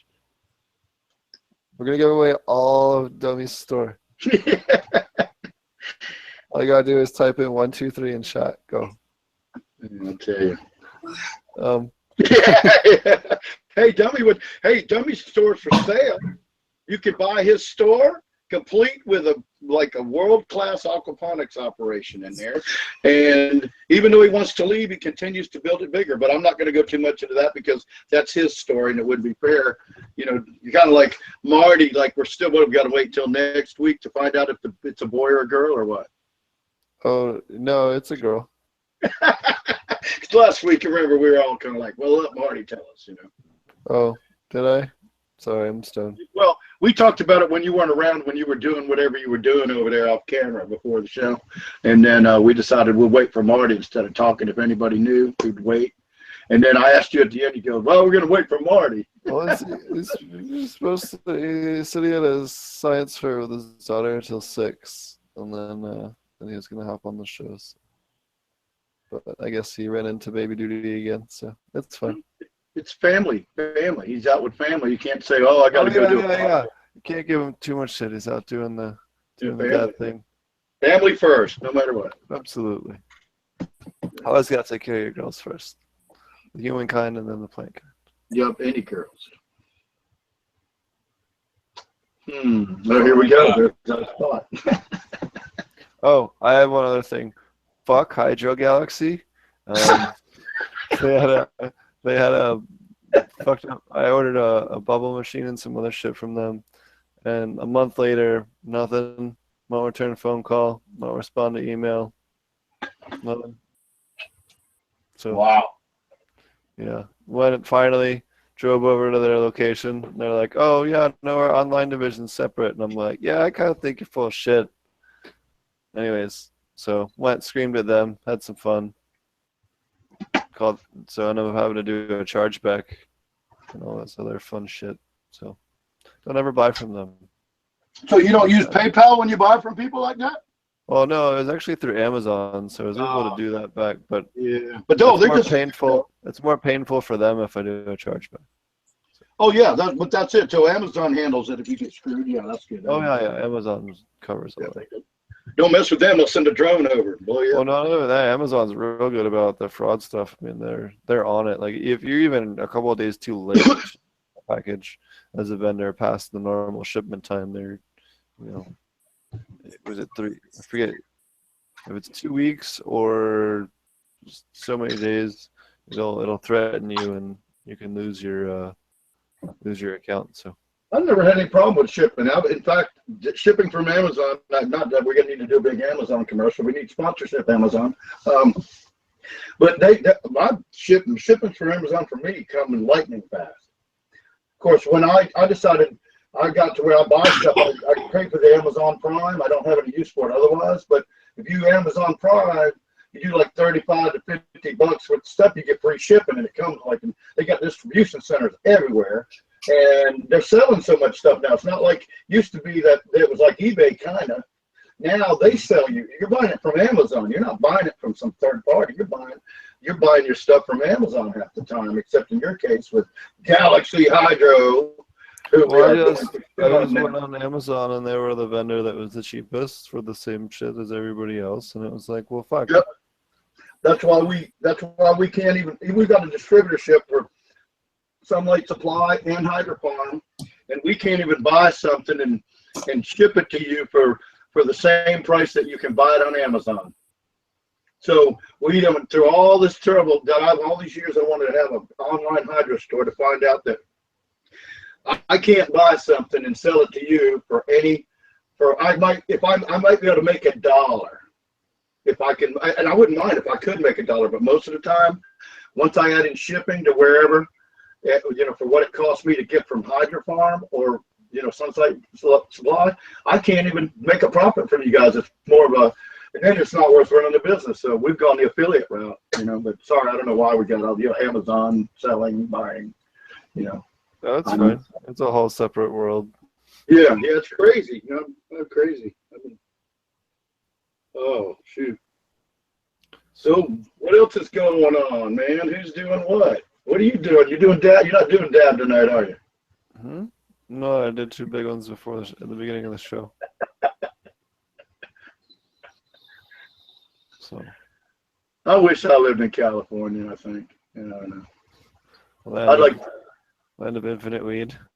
Yeah, well, where you can, go on there and just, hey, look, see if it looks like this. Of course, you see me. I don't know if you've been paying attention to my screen, but I show things every once in a while. If you're paying attention, you might get a candid, you get a little shot. Like I showed you my seedlings earlier. I just kind of kaboked up and put them in front of the camera so you could see the 5 Rockwell cubes. Mm-hmm. You must have missed it. Oh, no, I saw it earlier in the episode. I said nice. Oh, is that what you said? That was, or it went or something like that. Yeah. Yeah. That's about. I just wanted to show you. That was that. Drop it. Well, the way I do it, I won't go into that right now. But with you doing your thing and all. But yeah, I love it. It's 1-step process, and in 3 days my seeds are popping, and then they just seem so healthy. And it's so. I mean, I've got this. The people said they have all these excuses for not using Rockwool, and I say, I have not found any of that to be true. All this thing about the pH, suffering with pH and having the pH and all that. As long as it's neutral, as long as the water is neutral. Oh, go ahead, Steve. I've had pH issues. But see, you're dealing with, you're running through something, you got to fish, right? And you want to keep the pH lower than 7, right? What is the pH you're trying to run? 6.6, 6.8, 6.6 is ideal. Okay. Well, because it's inert and it washes at 7, pH. It washes neutral. So that's why I never have any problem with it. But why do you? So I'd like to know, just for curious, because since you're not just some guy in the forum that I don't know if he's full of shit or not. I'd like to hear your reasoning behind why you think you had, or what was the application where you had Rockwool? Because I will say Rockwool's not for everybody in every kind of grow method, but when I use it for it works. I've just found that I have to have a mix up my pH, my solution that I soak them in, maybe at like a pH of a 6 or 6.2, in order to bring the pH down to like a 7 for those seeds. Well, what is your water pH? You use RO water. Well, no, I don't use RO, but I use cold sterile, which kicks the water out at like 6.4. I don't understand why you'd have any trouble with Rockwool. I've never had any problem at all. I started out pHing it low to get it into that hydro range. And then I read something one day and I tried it. And for the last 8 to 9 or 10 years, I've got neutral pH well water at 200 parts per million. And I use that. I soak them with warm water, shake it one time, not squish it at all. You can't squish it, but shake it, let all that big mass of water come out. And they're still soaking wet. Put my seed in, rip off a piece of corner, just lightly put the tub to the corner in the hole, and then a couple days later they're pushing that thing out. You see a little bump come up, and they're done. And I got pH 7 water. I do never pH the thing. I don't see there's no roots to affect the plant. I guess there's an argument about seeds, but I've been germinating seeds for 10 years at pH 7. And never had a problem, and I get 7, real high germination. Germinating about 7 is fine. I thought you meant what pH they're on the systems at. Well, you said you had trouble with the pH of it, and I was going. Oh yeah, I've had problems with the Rockwool in the past with the pH with the Rockwool, and everything being pretty high, like upper 7s. What were you using it as? just as a putting water, 7.0 water in it that, Oh, you mean started propagating in it? You mean? Yeah. Oh, okay. But what I like to do is put my seeds in soak them overnight, like for 24 to 48 hours in water, let them crack. And as soon as I see the little tail come out and the seed crack, then I'll transfer them over to either soil or, a plug, starter plug or Right. rock. That's a very. I mean, that's the way it's always been done, pretty much. I just got tired of, well, and that's really more relevant to me. That would only be relevant if I had seeds that were questionable to me that might not pop, and then you're wasting rock seeds. But when I get all my seeds, if I have one I really want to, like I only have one seed and it's old and it's like a really weird strain that I really want or something like that, I'll do the seed sprout tea with the corn and the corn hormone.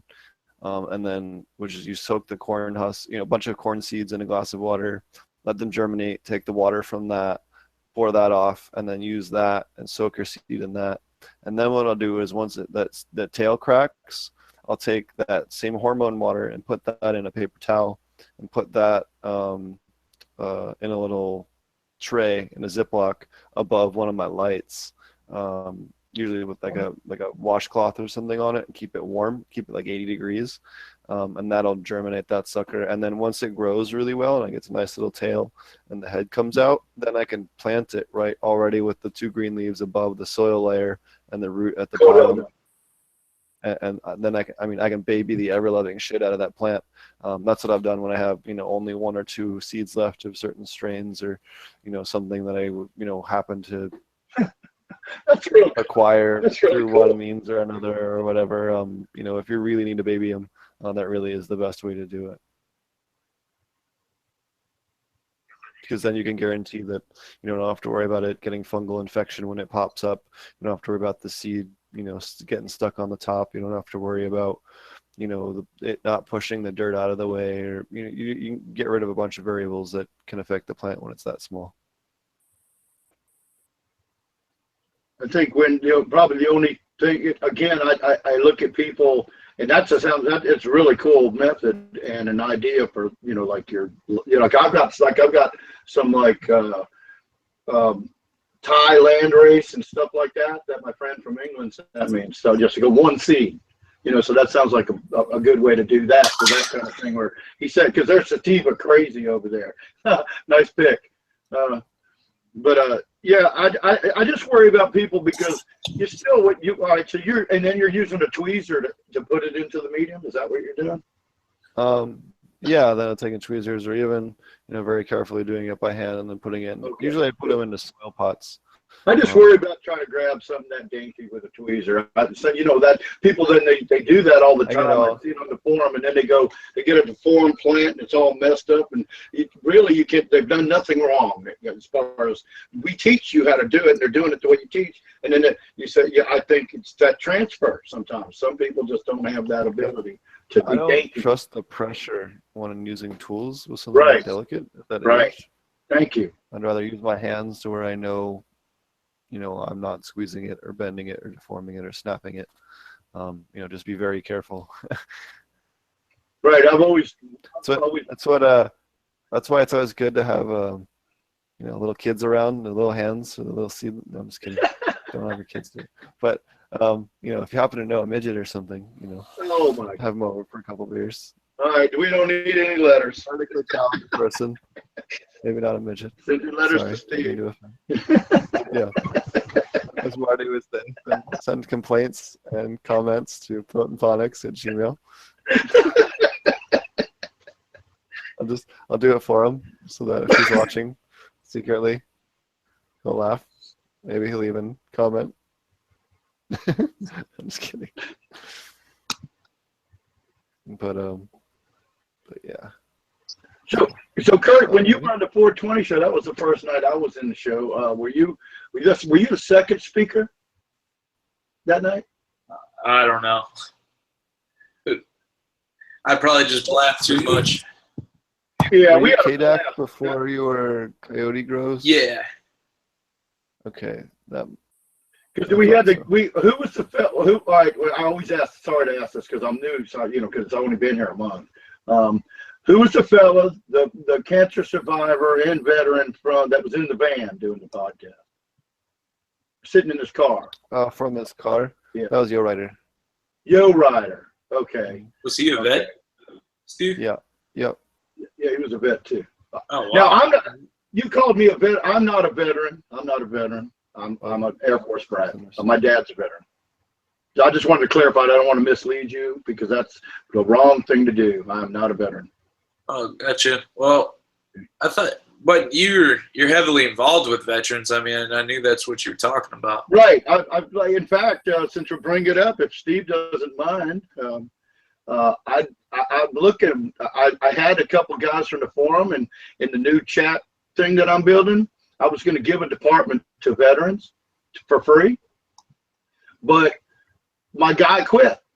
So I don't have anybody to do like man the chat or like to set up appointments to talk with veterans that need support from other veterans, because I think that's the only way to do it. They don't want to talk to me. They can't talk to me about what happened in Fallujah. They got to talk to a guy like you, and that's what I'm trying to set up, and I lost that ability. So, and I've talked to him about this on the show over the last couple of weeks, and Steve gives me a chance to say something about what I'm doing. And I really am looking for somebody. So if you're interested, we can maybe get back channeled, and I'd like to have you maybe come on the staff and run the veterans desk. Yeah, and I'm not really computer savvy, but I'll give it a shot. That sounds good. Well, send me an email. We'll see what's involved, and we can go from there. Okay. Well, Steve, if you can hook us up with emails, that'd be cool. So I'll hit you in our group chat. Well, I'm blind, so I kind of don't do the group chat too much. But if you give me something right now, I'll know it's right there. So. That's what I say. He'll do the group chat right now that you just, the one that you posted a minute ago. Yeah. I can take the. I'll give you his email there.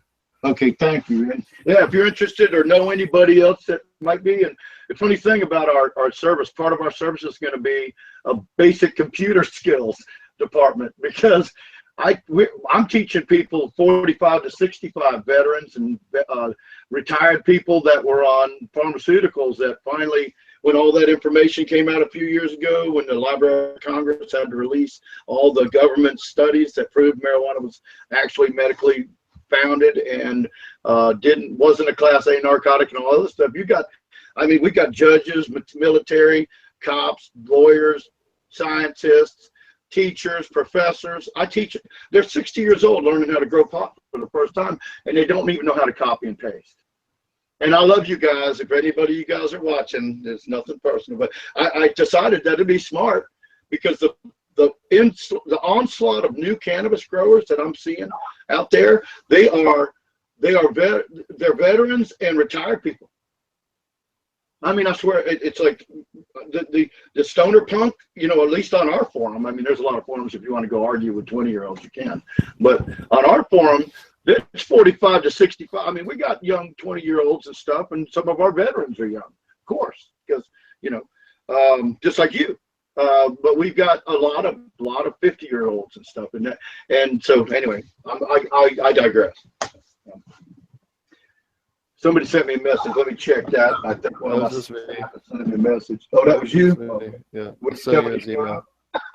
Send you his email. So. Oh, cool. You did on Skype. Oh, cool. Like, now I won't lose it. All right. Thank you very much. I'll be in touch, Kurt. Did you want to? Kurt? Yeah. Sounds great. Kurt with a K? What? Kurt with a K? Yeah. Like Kurt Russell. Right? I keep forgetting my camera's over here. I give you this, and now I'm just pointing at Steve's face on the TV. See? Yeah. What service were you in? The Army. You're in the Army? Yeah. Well, thank you very much. You're welcome. I was proud to do it. Yep. Thank you. And okay, with that, the veteran chat idea session of the show is over, and we'll take it back to our host, Steve. You guys have any other topics you guys wanted to touch on? If not, I think we're gonna wrap things up. No, thanks for posting the podcast on the forum today. I've been so busy. I need to start that podcast category. But thanks for posting that today in the aquaponics section. I don't know if we picked up anybody or not. I honestly don't know if anybody from the forum was one of those 4 or 5 people. Anybody in the forum? No news tonight? What? I mean, we're quitting already. No news. The news is to move into another show. I'm gonna have a new show called. Yeah. I'm just for those of you who missed at the beginning. We have a new show called Last Week in Cannabis, which will be just news articles and covering events and legislation and trying to get more into that kind of stuff and making the show more of a grow show. So you're a John Oliver fan too, huh? Yeah. I like that. I was looking for well, what came down to is I was looking for like cannabis news show that wasn't already taken in social media and stuff like that I could get. That's perfect. I love it. Last Week in Cannabis. That's perfect because you limit to last week, and then you got your shows. Just like I love his show after he got out, after the Daily Show. I laughed my ass off. I can't wait to watch that show on Sunday.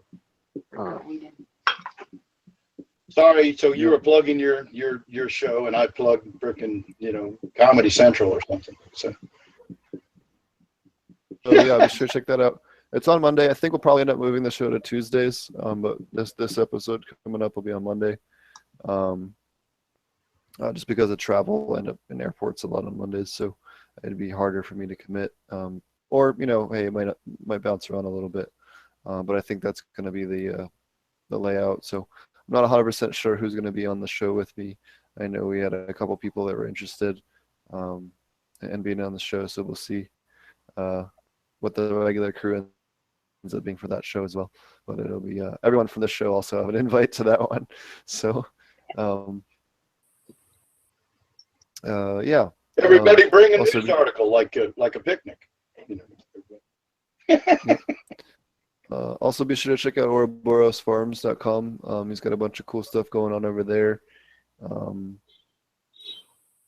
Yeah, I know he's got a couple new cool stuff he was talking about on one of the Facebook groups. So definitely be sure to check them out if you're looking for more classes. I know he has various classes over there. I teach the cannabis and the medicinal herb, and he has a whole bunch of other classes available as well. Do you guys have anything else you guys want to plug? You guys want to plug your different YouTube channels and your other stuff? Yeah, I'm just getting my channel started, but come on over to the Facebook group. Let's chat. Let's discuss. Let's exchange some ideas. I've been trying to participate in that more. It's been a lot more fun. Yeah, the Facebook, for those of you guys who don't know, is Aquaponic Cannabis Growers on Facebook. Oh, that's yours, Kurt? Aquaponic Cannabis Growers? No. I founded that, actually. Okay. I missed that. Oh, that's where it's going to be? I don't know. I must be zoning out or something. Oh, no. We have a group. It's actually, we're approaching 2,000 members now. We actually... Wow. I know. I feel like it was like, 2 or 3 months ago we hit 1,000. We've really rapidly grown the last couple of months. We've had a lot of really cool guests, and everyone's really responded well to it. So I apologize for having a couple of guest problems this week and last week, but we'll end up next week. We're gonna have Mammoth P, so we're gonna be back on track with a vengeance. And then we have a couple of other cool people. We have a really cool guy I ended up talking to at the DGC Cup. He's going to talk to us about dehumidifiers. We have Black Dog LED is going to be on the show. It'd be kind of cool to hear from them, especially after his side by side. He was not going to be releasing his results for at least another month or two until he gets ships his stuff off for testing. So it'd be kind of cool to have them on beforehand, and then do a whole wrap-up show with Fish Ganja guy on his thing. I know he's going to have a big long presentation on his YouTube, but we'll definitely have a little piece on that. And yeah, we have a couple of other cool guests we're working on that I'm in email chats with that I won't tell you guys about yet. But Grow, did you wanna, or Brain Grow? Do you wanna? Sorry, I'm trying to get it right. Yeah, definitely. Just check out my YouTube channel, BRAYNEGRO, and my Instagram. Just throw underscore in between Brain and Grow. I just barely uploaded my mushroom CO2 production video earlier this week, and I did post that in the Facebook group. So that's in there if anybody who's watching this is part of the Facebook group and interested in checking that out. And then hopefully, I'll just say before next Growing with Fishes podcast episode comes on, I will have my fully finished update for my breeding chamber, my aquaponic breeding chamber. So that'll be pretty dope, and I'm looking forward to finally getting that uploaded. And then also, like I mentioned earlier, I'm working on. I've actually already built my frames for my dry sift station on top of my grow box. So I'll be doing a video on that and how you can build your own dry sift screens cheaply. Sick. So That's nice. Yeah, that'll be great. Now, is that the hand sifting kind, or are you talking like the tumbler kind? no, just like the hand sifting screen. Okay. Very cool. I mean, I guess you could adapt a tumbling design pretty easily, and I may do that in the future because I'm going to have some extra fabric to work with. But yeah. I got one I use because I grow in my greenhouse. I grow in perlite in poly bags, and I spray to waste. And so the end I get to do all these roots in there. But I reuse everything. I just clean it up and reuse it, as I see fit, and as well as implementing new every season. And I find the sifting. I use that same kind of wire like on a bingo, one of those, like you said, the canister or whatever spins around a drum. That's what I just use that and put it on some wood. Made a wood frame on both sides and just with little sides that come up so you can dump all the perlite in there and sift it, and all the root matter stays in the screen. So that's not what you're using it for, but I had to throw that out there. Slow show, right? Alrighty, we'll wrap things up. Did you want to plug your forums there, Roger? Well, I work every day at ilovegrowingmarijuana.com, and we've got some of the best genetics I've ever seen on the planet, and they've come out with a new fertilizer this year or nutrient, water soluble powder nutrient that is unbelievable and easy to use, and it's all you need. And I tried it. It came an excellent grow and very high quality with it. And come see us at ilovegrowingmarijuana.com. And we got a bunch of great grow experts. Aquaponic Dummy works there with us. He's a moderator. And we got some other guys. We've got a lot of really good members. And it's the friendliest forum. Like, I know how, we've all gravitated to these podcasts and all these groups on Facebook, and we don't do forums as much. And I don't go to any other forum. I had to work for the company a couple of years ago where they wanted me, I needed to make some more money. So they told me, well, why don't you go to these other forums and kind of develop relationships and establish something, and I didn't. And I guess that's going beyond a plug. But the thing is that you come to ilovegrowingmarijuana.com, it's friendly. It's friendly. It's a mature forum. You're not going to get cussed out and told to go fuck off. And if you do, I'm going to kick the members' ass. And, we have a good time there. We built, we got a nice members lounge and all.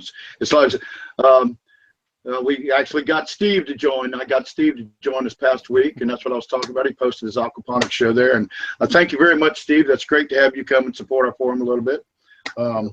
a couple of guys are chomping at the bit, but I kind of bummed out because with Domi's situation, he's not been around much, and I was kind of thinking y'all would, come up with something that would be cool. But I'll just have to wait till he comes out of his funk. That's fine. We'll get him back on the show soon. Oh, Yeah, it's knocked over in my background. Got a little studio here, so it's kind of cool. Anyways, yeah, be sure to check out Marty's channel over at AP Meds. Check out Fish Ganja Guy on YouTube. Marty also has a Patreon. I think it's AP Meds as well. Check that out. And check my YouTube channel out, Ponics. Again, I'm going to start a new YouTube channel, new YouTube series. I have a bunch of content I've already done scripts for. I just got to sit down and record the talking and throw a few slides together for each episode. But I'm going to do a couple little short YouTube videos that'll be a little, some graphics and stuff like that. It'll be kind of cool. And we're going to cover some different topics. Yeah, I have a list of over 100 topics I think we're going to try and cover. And I'm sure you all will come up with more after I answer that stuff. So, yeah, so we're going to cover, what you shouldn't add, what you should add. Maybe a good recommended dosage per that. So that, basically just, so you can go on to your store and look up, grab up something off the shelf and buy it, take it home, and look on the YouTube channel, look at all the ingredients, and get an answer. Hey, is this ingredient okay? Is this ingredient okay? Is this ingredient okay? Oh, this one isn't okay. Okay, shit. All right, well, I can't use it. Something like that. So, that's coming down the pipeline. I'm was trying to get it done last weekend. Had some stuff come up, but I think this weekend will hopefully be a little easier to try and do that. So, anyways, give me a chance. Definitely check me out at Ponics YouTube. Website is also potentponics.com. potentponics@gmail.com if you have a question for the show. And yeah, if you have any other good guests, I have a list of guests, but we're always looking for more. I'm happy to take suggestions, or if you have contacts, definitely let us know, and we'll get them on the show. Alrighty, thanks for joining us, and we'll see you guys next week. Take care. Cheers. Peace. Bye now. Kurt, I'll be in touch.